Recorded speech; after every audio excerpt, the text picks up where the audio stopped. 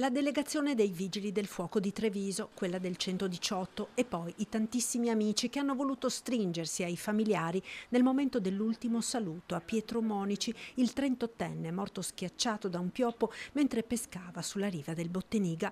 Oltre 1000 le persone che si sono ritrovate nel Tempio di San Nicolò, la chiesa più grande di Treviso, per portare la propria vicinanza a mamma Adele, alla nonna Raffaella, ai fratelli Davide, Silvia e Guglielmo, ai nipoti e a portare il cordoglio di tutta la comunità trevigiana per quella che appare una tragedia assurda è il sindaco Mario Conte con il presidente del Consiglio Comunale Antonio Dotto ed il vice sindaco Alessandro Manera. La bara, con un cuscino di fiori bianchi e azzurri, è portata a spalla dai pompieri.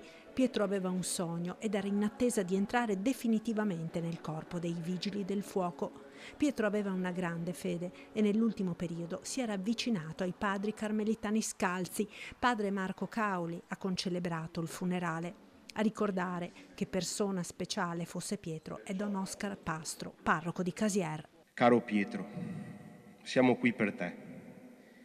Siamo qui per salutarti, ma facciamo fatica a lasciarti andare. Grazie Pietro perché sei entrato nei nostri cuori. Grazie perché con te si stava bene, perché sapevi mettere tutti a proprio agio.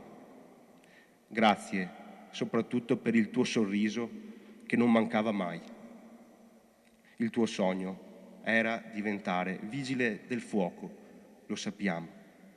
Aiutare, salvare, metterti a servizio degli altri.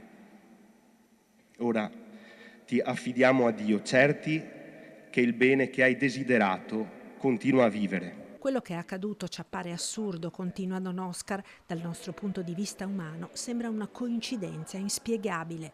Eppure nella fede possiamo almeno intuire che anche dentro questa grande disgrazia non siamo soli.